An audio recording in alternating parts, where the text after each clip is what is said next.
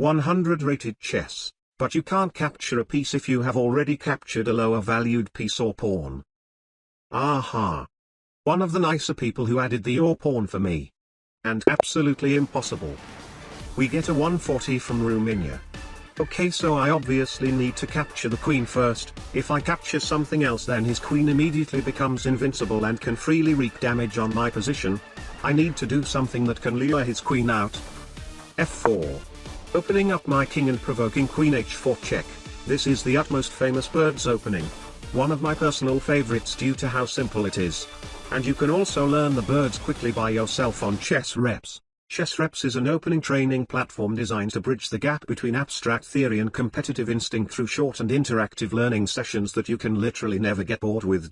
Unlike traditional study methods that rely on passive memorization or static engine evaluations, Chessreps is defined by active reinforcement, turning complex opening lines into reliable muscle memory.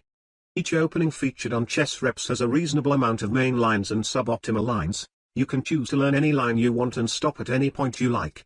All of your progress will be saved safely on the platform. Check out Chessreps today through the link in the description below. Chessreps, where theory meets instinct. Back to the game. e6. Aha. So normally the birds continue with knight f3 preventing the queen from coming out, but that is just literally the opposite of what we're trying to do. e4 instead. Even further opening up the king. Man, if he doesn't get his queen out, then we really have a problem here. Yes. g3. Okay, now try not to pull the queen all the way back, just keep her active. Never mind. e5. This is going very wrong very quickly. Bishop c5. Aha. If bishop takes, I probably wouldn't want to recapture. Knight f3 for safety. Knight c6. d4.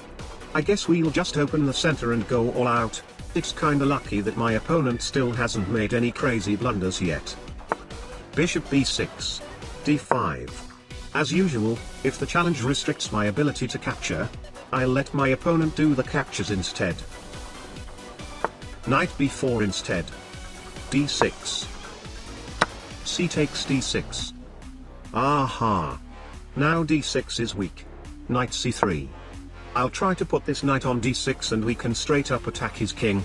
We only need him to continue his captures, as I definitely don't want to capture a pawn just to land the move. Thank you.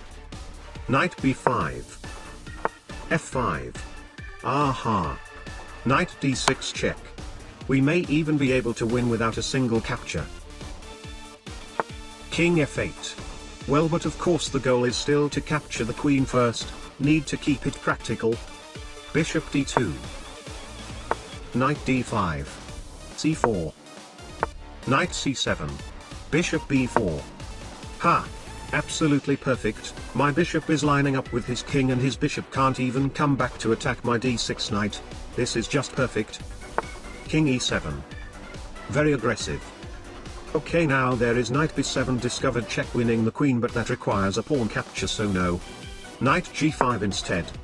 Supporting the other knight to go to f7, as knight f7 is not a capture. E takes f4. Each pawn dying on that chain gives us one more tempo. I need to make sure that their sacrifice won't be in vain. Knight df7 check. King e8. Aha. Now I can take the queen, but no, I think we can greed for a little bit more. Queen d6. Threatening queen f8 checkmate in one. I mean, queen e7 here saves everything, but that is just one move. And when there is only one correct move out of multiple possible other choices, the math is on our side. Knight f6. Okay, that saves the checkmate. I guess I have to take the queen now. There was a checkmate in 4 there, but I couldn't see it during the game. It's quite counterintuitive though, so if you can spot it, don't be shy to leave a comment. Knight e4. Aha. Queen e7. Checkmate in 1. Mission accomplished.